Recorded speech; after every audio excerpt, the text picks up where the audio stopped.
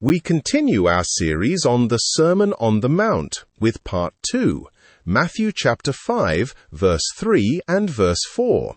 First, verse 3. Blessed are the poor in spirit, for theirs is the kingdom of heaven.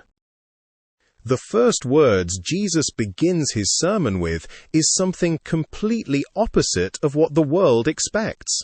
The world celebrates the strong, the confident, the self-sufficient, and the successful. But Jesus opens his kingdom teaching by blessing the poor in spirit. To be poor in spirit does not mean being weak, timid, or having low self-worth. It means recognizing your spiritual poverty before God. It is the understanding that apart from Him, we have nothing and are nothing. It is the posture of a person who knows they cannot save themselves, fix themselves, or make themselves righteous. The poor in spirit do not come to God boasting in their goodness, achievements, or religious works. They come empty-handed. They know their need for mercy. They understand that salvation is not earned, it is received. This is why Jesus says, "Theirs is the kingdom of heaven." The kingdom belongs to those who recognize their need for the King. The opposite of this is pride. Pride shuts the door to God's kingdom because pride says, "I am enough." But poverty of spirit opens the door because it cries, "Lord, I need you." Notice that this is the first of what we call the Beatitudes. Why? Because it is the foundation for everything that follows. No one can truly mourn over sin, hunger for righteousness, pursue purity, or endure persecution for Christ until they first come to the end of themselves. This sets an important kingdom principle. Before God fills a person, He must of necessity empty them first. The mountain Jesus climbed in verse 1 was not only a physical ascent, it also symbolizes the higher calling of the kingdom. Yet the entrance to that kingdom begins low, through humility. The way up in God's kingdom begins by bowing down. The disciples sitting before Jesus may not have fully understood it in that moment, but the crowd below and the disciples above were already illustrating this truth. Those willing to leave comfort behind and follow Jesus up the mountain were already demonstrating spiritual hunger and dependence upon Him. The poor in spirit are not people who belittle God's grace. They are people who know how desperately they need it. And to those people, Jesus gives an astonishing promise. Theirs is the kingdom of heaven. Now continuing through verse 4.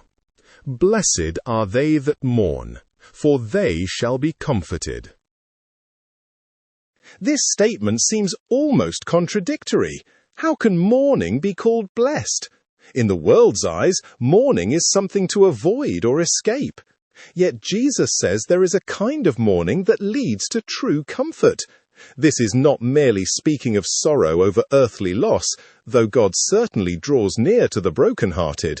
The mourning Jesus speaks of here goes deeper. It is the sorrow that comes when a person truly sees their sin, their condition, and the brokenness of this fallen world. The poor in spirit recognize their spiritual need.